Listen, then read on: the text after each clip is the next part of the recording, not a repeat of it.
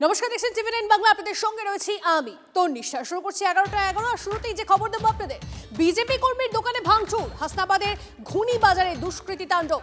বাধা দিতে গেলে বিজেপি কর্মীর স্ত্রীকেও মারধরের অভিযোগ। ছবি দেখছেন আপনারা। আমাদের প্রতিনিধি নূর রয়েছে, নূরের থেকে জানবো ঠিক কি ঘটনা। নূর, দেখো তন্নিষ্ঠা, বিজেপি কর্মীর ওষুধের দোকানে ভাঙচুর এবং ছিনতাই করলো দুষ্কৃতীরা। ওই বিজেপি কর্মীর যে অভিযোগটা করছেন তিনি, যে তৃণমূল আশ্রিত দুষ্কৃতীরাই এমন ঘটনা ঘটিয়েছে। একেবারে হাসনাবাদের ঘুনি বাজার এলাকার ঘটনা।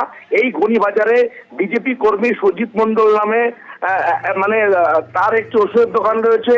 একেবারে মূলত যে ঘটনার সূত্রপাত, সুজিত মন্ডলের একটি নিজস্ব জায়গা বেশ তৃণমূল কর্মী সমর্থকরা তারা দখল করে বাঁশের বেড়া দিয়ে ঘিরে দিয়েছিল। সেটি কিন্তু সুজিত মন্ডল এবং তার পরিবারের লোকজন সেই বাঁশের বেড়া কিন্তু ভেঙে দেয়। পরবর্তীতে 24/8/2026 তারিখে সুজিত মন্ডল দোকানে এসে সুজিত মন্ডলকে মারধর করে, দোকানে ভাঙচুর করে।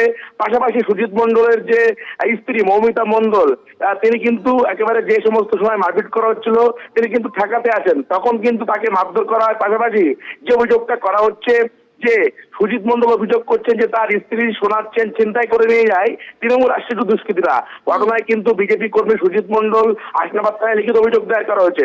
অন্যদিকে এ বিষয়ে কিন্তু তৃণমূল নেতা 2026 সালে যিনি প্রার্থী ছিলেন হাসনাবাদ একেবারে ব্লক সভাপতি হিঙ্গলগঞ্জের বিজেপি প্রার্থী আনন্দ সরকার, তিনি বলেন দলের আইন শৃঙ্খলা মেনে চলতে হবে। যদি কেউ অন্যায় করে থাকে সেটা দলকে জানিয়ে এই ঘটনায় যারা দোষী তাদের কিন্তু শাস্তি দেওয়া হবে। গোটা ঘটনার তদন্ত শুরু করেছে কিন্তু হাসনাবাদ থানা পুলিশ। ধন্যবাদ।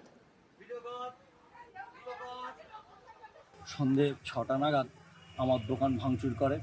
ওরা একদম দোকানের জিনিসপত্র ভেঙে চুরে ফেলে দেয়। প্রচুর দামি দামি ওষুধপত্র খরচ হয়ে ক্ষয়ক্ষতি হয়ে গেছে এবং আমার স্ত্রীকে ধাক্কা দেয় এবং স্ত্রীর গলায় একটা হাত ছিল সোনার, সেটা ছিনতাই করে নিয়ে চলে যায় এবং লাঠি নিয়ে আমার দোকানের সমস্ত শোকেস ভেঙে একেবারে একাকার করে দেয়। এটা হচ্ছে তৃণমূল আশ্রিত তৃণমূলের গুন্ডা বাহিনী।